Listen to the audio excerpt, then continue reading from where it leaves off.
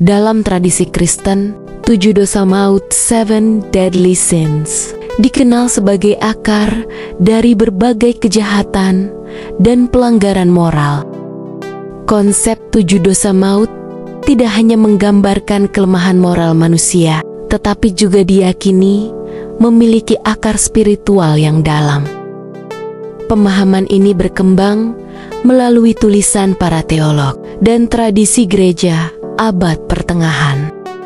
Menariknya, dalam sejarah gereja, khususnya pada abad ke-16, seorang uskup Jerman bernama Peter Binsfeld mengaitkan masing-masing dosa ini dengan seorang iblis atau setan yang dianggap sebagai penguasa atau personifikasi dari dosa tersebut.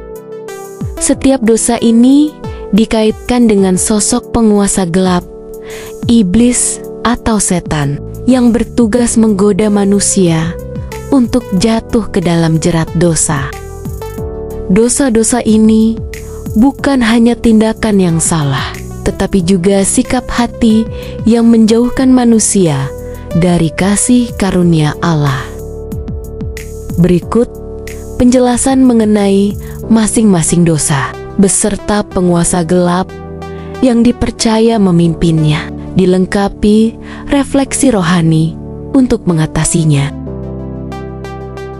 Pertama, kesombongan, pride, Lucifer. Nama iblis Lucifer, sang pembawa cahaya. Asal-usul nama Lucifer berasal dari bahasa Latin yang berarti pembawa cahaya atau bintang fajar, yang merujuk pada planet Venus sebagai bintang pagi. Dalam kitab Yesaya 14 ayat 12, istilah ini digunakan untuk menggambarkan kejatuhan Raja Babel. Namun dalam tradisi Kristen, nama ini kemudian diasosiasikan dengan kejatuhan malaikat yang memberontak terhadap Allah. Lucifer awalnya adalah malaikat paling mulia di surga, tetapi kesombongannya membuatnya memberontak terhadap Tuhan. Ia ingin menyamai Allah dan memimpin pemberontakan yang berujung pada kejatuhannya. Cara menggoda. Lucifer menggoda manusia dengan ilusi keunggulan diri, seperti merasa lebih suci, lebih mampu, atau lebih layak daripada orang lain. Contohnya terlihat dalam kisah orang Farisi yang berdoa dengan penuh kecongkakan. Lukas 18 ayat 11 dan 12. Refleksi, kesombongan adalah akar dari semua dosa. Rasul Petrus mengingatkan, Allah menentang orang yang congkak, tetapi mengasihani orang yang rendah hati. 1 Petrus 5 ayat 5. Untuk melawannya, kita perlu mengakui bahwa segala kemampuan dan keberhasilan adalah anugerah Tuhan, bukan hasil usaha diri sendiri. Kedua, iri hati, envy, Leviathan. Nama iblis Leviathan, naga laut penuh kebencian.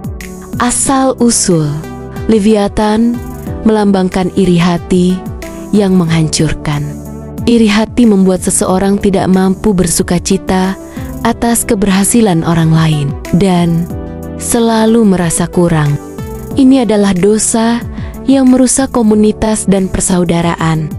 Leviathan adalah makhluk laut raksasa yang disebutkan dalam beberapa bagian Alkitab, seperti dalam kitab Ayub dan Mazmur.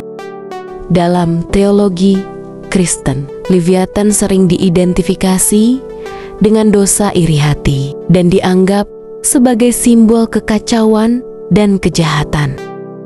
Tradisi Kristen menghubungkannya dengan dosa iri hati karena sifatnya yang selalu ingin menghancurkan apa yang dimiliki orang lain.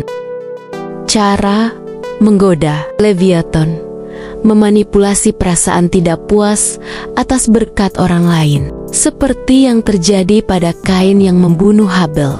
Kejadian 4 ayat 1-8, atau saudara-saudara Yusuf yang menjualnya menjadi budak. Kejadian 37 ayat 11. Refleksi. Iri hati merusak relasi dan membutakan mata terhadap kebaikan Tuhan. Kitab Amsal mengingatkan, hati yang tenang menyegarkan tubuh, tetapi iri hati membusukkan tulang. Amsal 14 ayat 30. Untuk mengatasinya, latihlah diri untuk bersyukur dan fokus pada rencana Tuhan dalam hidup kita. Ketiga, kemarahan atau wrath. Satan, nama iblis, Satan sang penuduh. Asal-usul Satan, musuh utama umat manusia, dikaitkan dengan amarah yang tidak terkendali. Amarah yang tidak dikuasai dapat berubah menjadi kebencian, kekerasan, dan pembalasan yang bertentangan dengan ajaran kasih dan pengampunan dalam Injil. Dalam teologi Kristen, Satan adalah malaikat yang jatuh karena pemberontakannya terhadap Allah. Ia dikenal sebagai penuduh dan penggoda yang berusaha menjauhkan manusia dari jalan kebenaran. Meski sering disamakan dengan Lucifer, Satan dalam konteks ini mewakili kemarahan yang destruktif. Ia digambarkan sebagai singa yang mengaum-aum, mencari orang yang dapat ditelannya. 1 Petrus 5 ayat 8. Cara menggoda. Satan menghasut manusia untuk membenci, mendendam, atau bertindak kasar. Contohnya terlihat dalam kemarahan Raja Herodes yang memerintahkan pembunuhan bayi di Bethlehem. Matius 2 ayat 16. Refleksi. Kemarahan yang tidak terkendali merusak diri dan orang lain.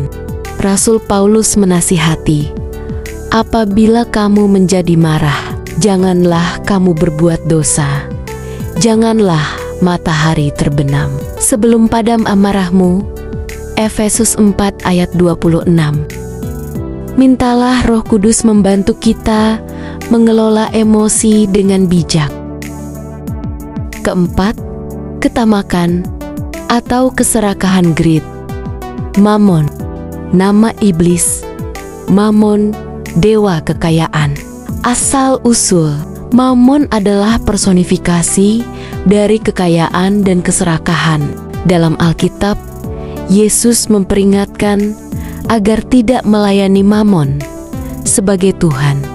Keserakahan membuat manusia mencintai harta lebih dari Allah, mengorbankan nilai-nilai moral demi keuntungan materi. Kata Mammon berasal dari bahasa Aram yang berarti kekayaan atau harta. Dalam Perjanjian Baru, Mammon sering dikaitkan dengan kecintaan yang berlebihan terhadap uang dan materi yang dapat menjauhkan seseorang dari Allah. Yesus memperingatkan, kamu tidak dapat mengabdi kepada Allah dan kepada Mammon. Matius 6 ayat 24. Cara menggoda. Mammon menggoda manusia untuk mengumpulkan harta secara berlebihan, menghalalkan segala cara, dan mengabaikan kebutuhan sesama. Kisah Yudas Iskariot yang mengkhianati Yesus demi uang adalah contoh nyata. Matius 26 ayat 14-16. Refleksi. Ketamakan membuat hati kita terikat pada dunia. Rasul Paulus mengingatkan, akar segala kejahatan ialah cinta uang. 1 Timotius 6 ayat 10. Untuk melawannya, praktikkan kemurahan hati dan ingatlah bahwa hidup kita bukan terdiri dari banyaknya harta. Lukas 12 ayat 15. Kelima, nafsu birahilas Asmodeus. Nama iblis, Asmodeus, raja nafsu. Asal-usul Asmodeus dikenal sebagai iblis yang menggoda manusia melalui nafsu seksual yang tak terkendali. Nafsu yang berlebihan merusak hubungan suci antara pria dan wanita, serta mengaburkan pandangan manusia tentang kasih yang murni dan pengorbanan. Nama Asmodeus kemungkinan berasal dari bahasa Ibrani Asmadai, yang berarti penghancur. Dalam kitab Tobit, Asmodeus digambarkan sebagai iblis yang membunuh suami-suami dari seorang wanita bernama Sarah sebelum mereka dapat bersatu. Cara menggoda. Asmodeus memicu obsesi seksual, pornografi, dan perselingkuhan. Yesus menegaskan bahwa bahkan nafsu dalam hati sudah termasuk dosa. Matius 5 ayat 28. Refleksi, nafsu merusak kekudusan tubuh yang adalah bait Roh Kudus. 1 Korintus 6 ayat 18 sampai 20. Untuk melawannya, jauhi hal-hal yang merangsang dosa dan isi pikiran dengan firman Tuhan. Keenam, kerakusan gluteni. Beelzebub. Nama iblis, Beelzebub, raja lalat. Asal-usul Beelzebub, yang berarti tuan dari lalat, dikaitkan dengan kerakusan atau konsumsi berlebihan. Kerakusan bukan hanya tentang makanan, tetapi juga tentang keinginan yang tak terpuaskan akan kenikmatan duniawi, yang menjauhkan manusia dari kepuasan sejati dalam Allah. Beelzebub awalnya adalah dewa dari kota Ekron dalam Perjanjian Lama. Dalam tradisi Kristen, ia kemudian dianggap sebagai pangeran iblis dan dikaitkan dengan dosa kerakusan serta korupsi moral. Beelzebub awalnya adalah dewa Filistin, kemudian diidentifikasi sebagai penguasa setan dalam Perjanjian Baru. Matius 12 ayat 24. Cara menggoda. Beelzebub mendorong konsumsi berlebihan, baik makanan, minuman, atau hiburan, hingga mengabaikan kesehatan dan tanggung jawab. Kitab Amsal memperingatkan, orang rakus akan jatuh ke dalam kemiskinan. Amsal 23 ayat 21. Refleksi, kerakusan adalah penyembahan berhala terhadap keinginan daging. Rasul Paulus menasihati, makanlah untuk kemuliaan Allah. 1 Korintus 10 ayat 31. Latihlah penguasaan diri melalui puasa dan disiplin rohani. Ketujuh, kemalasan Sloth. Belphegor. Nama iblis, Belphegor, dewa kemalasan. Asal-usul dalam tradisi Yahudi Kristen, Belphegor digambarkan sebagai setan yang menggoda manusia dengan kemalasan spiritual dan fisik. Kemalasan membuat seseorang enggan untuk bertumbuh dalam iman, melayani sesama, dan menjalankan panggilan hidupnya. Belphegor berasal dari dewa Moab, Baal Peor, yang disembah oleh orang Israel di Gunung Pior. Dalam tradisi Kristen, Belphegor dikaitkan dengan penemuan dan penemuan teknologi yang digunakan untuk menyesatkan manusia, serta dengan kemalasan dan kemerosotan moral. Cara menggoda. Belphegor membuat manusia enggan berdoa, melayani, atau menggunakan talenta untuk kemuliaan Tuhan. Contohnya adalah hamba yang menyembunyikan talenta dalam perumpamaan Yesus. Matius 25 ayat 24 sampai 30. Refleksi, kemalasan merampas potensi kita untuk menjadi terang dunia. Kitab Pengkhotbah mengingatkan, segala sesuatu yang dijumpai tanganmu untuk dikerjakan, kerjakanlah itu sekuat tenaga. Pengkhotbah 9 ayat 10. Penutup, melawan penguasa gelap dengan perlengkapan rohani. Para penguasa gelap ini tidak berdaya di hadapan kuasa Kristus. Untuk melawan mereka, kita perlu pertama mengenali tipu muslihat mereka melalui pemahaman firman Tuhan. 2 Korintus 2 ayat 11. Kedua, berdoa dan berpuasa untuk memperkuat iman.